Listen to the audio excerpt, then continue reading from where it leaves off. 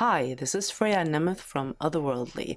I've been on quite the hiatus from vlogging, and it's not just because it's been summer and I've been traveling and having vacations and been generally keeping myself busy, but it's also because I've sort of been using up my video making energy since Game of Thrones has been showing at, well, during the summer instead of at its usual time during the spring, and since we do coverage of the show for our main website, Westeros.org, so I've been busy doing review videos every week, but now that that is done with for the season, I'm back to hopefully doing some regular vlogging for Second Life instead.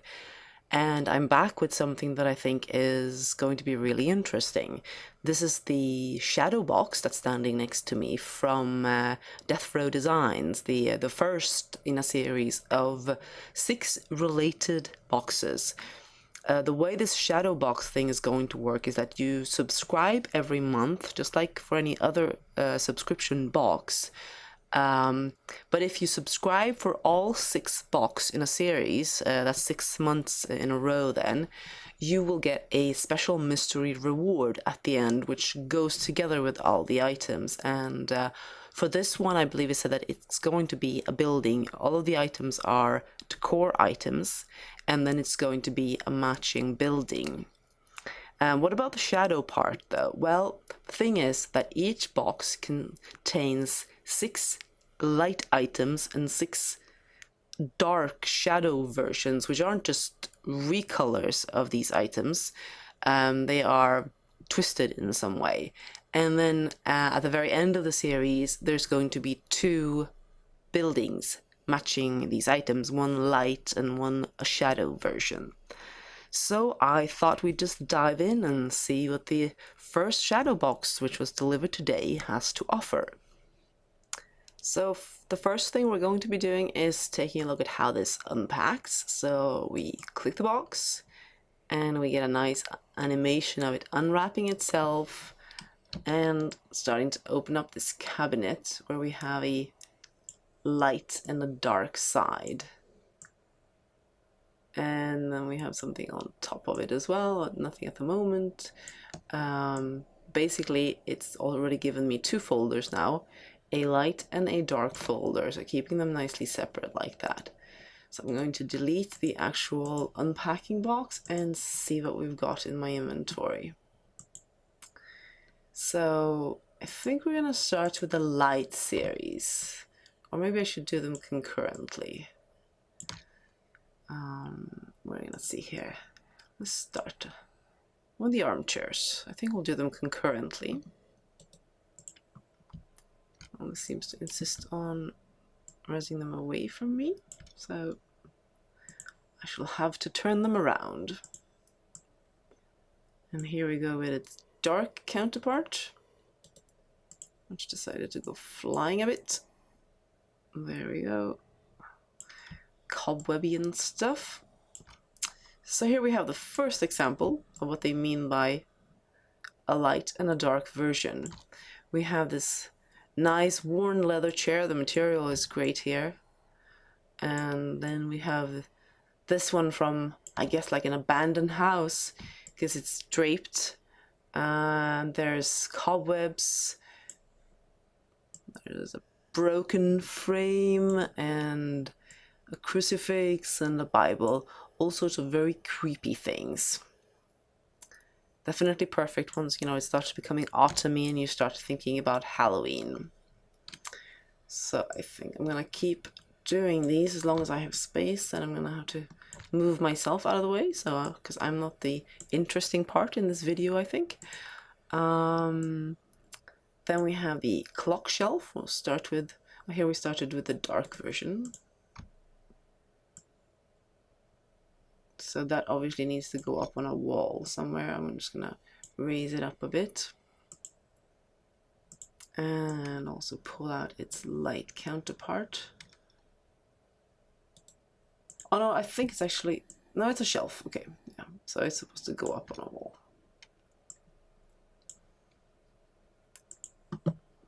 So get that out of the way and going closely on these. Again, with the cobwebs, the worn items, the cracks, and here fresh, nice. I wonder if you can tell any difference in what the time the clocks are set at. No, they're set at the same time. Thought it'd be creepy things like 13 o'clock or something. So here you have two more. Basically, it's all going to be decor, obviously, because you're building up to a full set. These look like they're all suited for like a sitting room or something. I'm going to, let me see. Yeah, I'm gonna be moving away some things for now. And then I'll do an overview perhaps. Then next up, we don't need a double of that. We are gonna have the coffee table.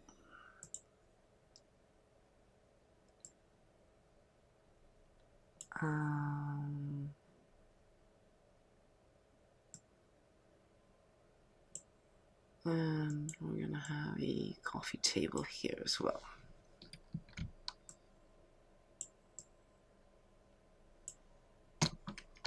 This one has a really nice pattern. There's a cutout tabletop, very nice. I wonder if the lights are not, looks like they're not ones you can turn off. And here it's very different. Manual of minor exorcisms for the use of priests. Uh-oh, I think something's gone wrong here. This is not looking good. He'll suck your soul dry. I will make them let you hear. Scribbled notes on esoteric papers is never a good sign. This reminds me of the sort of things they would use for the Pulse games to decorate. The shadow box might be a nice go-to for them, actually. So there we have our coffee tables. We have the china cabinet, which I'm not seeing. Oh, I think it's a doll cabinet. Okay, so in the of course it is. China cabinet for light, creepy doll cabinet for dark. Give myself a better angle here. Res out the doll cabinet. Okay, just as well, I gave myself a little more space because this thing is huge. Oh my god, and it is so creepy. I think we'll have to look at these one at a time because they are massive. This is an enormous, let's sink it down a little bit. I think the cobweb means that it sticks up a bit. So here you have your creepy doll collection. Oh, a little arm sticking out there. Lots of doll heads. Plenty to give you nightmares. Beautifully done. I mean, I love the fact that obviously it's textured all around. You know, lots of attention paid to every angle. It reacts beautifully to the lighting, I think, and looks really, really creepy. So we're gonna have to ditch that one while I pull out the china cabinet, which I'm thinking might not be as humongous, but still. Oh yes, it is. Oh, not quite.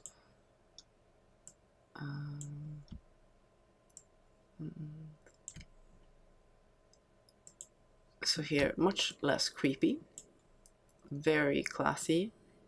Love that beautiful patterns on those old dishes and such, just really nice. And I love the fact that even like the light versions aren't supposed to be pristine or anything like that. These are used items, these are worn items. They've been around for a while. Very nice. Clean up my tables as well and get myself a little bit more room. Then we have floor lamps in a dark, a light, and a dark version.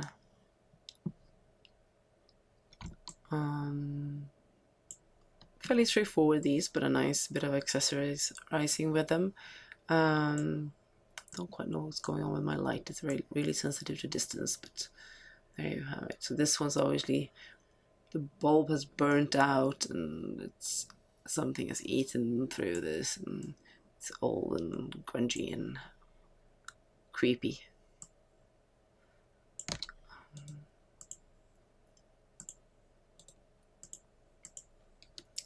And I think we will do the couch next because the piano and the piano chair obviously go together, so I want to show those together.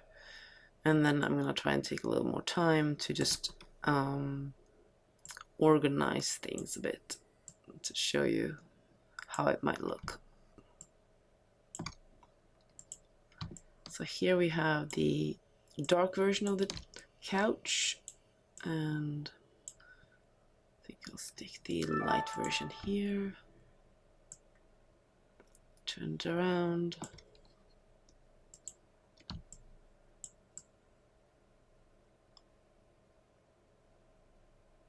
This one I noticed when I took a peek at it earlier. Yes, I did a sneak peek at it. Has some really nice texturing as well and responds really nicely to lighting, I think. Here we have, again, forgotten books, an empty bird cage. At least there's no bird skeleton in it. That would have been creepy. Or creepier. And then we are down to our two final items of each series. And I'll see if I can find the space to do them together. I'll see if I can get the light to stop being just not cooperative. We are going to do the piano chair, dark, and the upright piano, dark.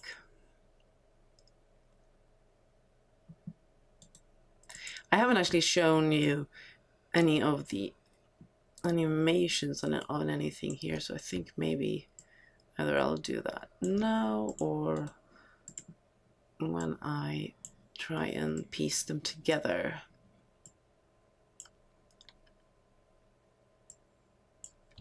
And I'm terrible at trying to move these things on any sort of reasonable axis. There we go. Piano and piano chair together. I'll have a sit on it and have a little play. Although I have sound off from in-world right now, so I don't know if it has any sounds with it, and I'm sitting a little far back anyway. Don't know how well this piano will work after being quite so cobwebby and dusty. But so you have your play animations for this one, 3 to choose from, and while I am playing off on that piano, I am going to set down the light version of the piano as well.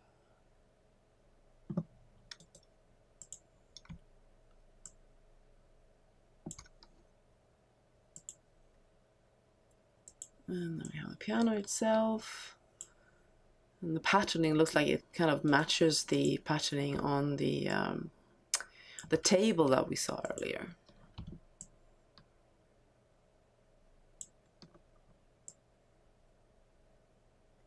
Really pretty.